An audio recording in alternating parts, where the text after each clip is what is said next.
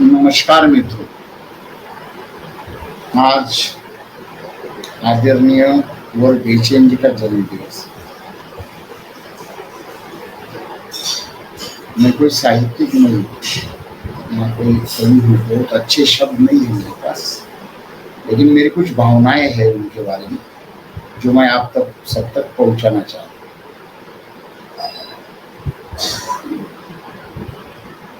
बहुत कम लोग देखे जो सच में बड़े हैं और बड़े ही हैं।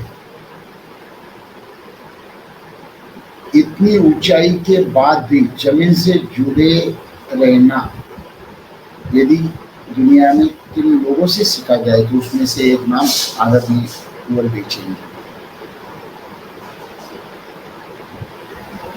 असामान्य आदमी का बहुत सामान्य व्यवहार, उनसे बात करते हुए आपको कभी असहजता नहीं होगी। मुझे याद है,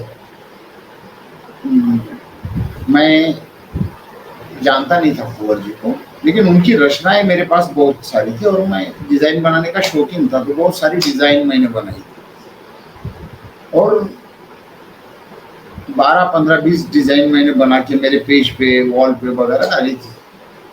तो मुझे उनके किसी जानने वाले का फोन आया कि आप ये कुंवर जी को देंगे तो अच्छा लगेगा। तो मैंने बोला उनको कि मैं कुंवर जी को जानता नहीं हूँ और मैं उन तक कैसे पहुँचाऊँ मुझे पता नहीं। बोले मैं पहुँचा दूंगी यदि आपकी सम्मति होगी। तो मैंने बोला उनकी रचनाएं हैं और मैंने डिजाइन बनाई है, उन तक पहुँचेगी तो मुझे भी खुश हो। और 5 दिन बाद मुझे एक कॉल आया। आवाज की गहराई, प्रचंड विनम्रता, प्रचंड दिल से बात करने का तरीका, उनको बहुत खुशी हुई। सच बताऊं, मुझे तब तक कुंवर जी के बारे में बहुत कुछ पता नहीं था।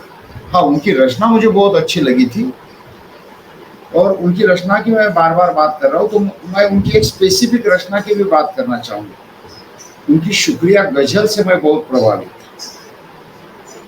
जीवन के एक बुरे दौर में मुझे उस गजल ने एक पॉजिटिव एनर्जी दी थी। जागा रहा तो मैंने कर लिए काम, ये नींद तेरे ना आने का शुक्र। कितना आसान लिखते थे कुंवर जी, कितना सहजता से रहते थे। कोई अहम नहीं, कोई बड़प्पन नहीं, कुछ इगोइस्ट ये वो ऐसा कुछ नहीं। और देखो उनकी सोच को सैल्यूट करना पड़ेगा। बहुत लोग जन्मदिन मनाते हैं, बहुत बड़े बड़े लोग अपने अपने जन्मदिन अपने अपने तरीके से मनाते हैं, लेकिन क्षमा पर्व के तौर पे जन्मदिन मनाने वाले कुंवर बेचैन जी को जब मुझे पता चला इस बात का कि वो अपना जन्मदिन इस रूप में मनाते, तो सच बताता हूँ मैं बहुत स्तंभित हो गया। बहुत खुशी हुई मुझे इस बात की। कितनी बड़ी सोच, कितने आदर्श विचार और कितने सामान्य तरीके से उन्होंने रखे थे। तो आज उनके जन्मदिन पे आज वो हमारे सबके बीच में नहीं है, क्योंकि उनको एक भावपूर्ण श्रद्धांजलि अर्पण करता हूँ। उनके बहुत सारे शिष्य हैं। कुंवर जी व्यक्ति हमारे बीच में अब नहीं है, लेकिन कुंवर जी सोच हमारे बीच में हमेशा रहे। जब तक उनकी रचना रहे, उनकी उसी गजल की कुछ लाइनें पढ़ के मैं उनको मेरी आदरांजलि समर्पित करता हूँ।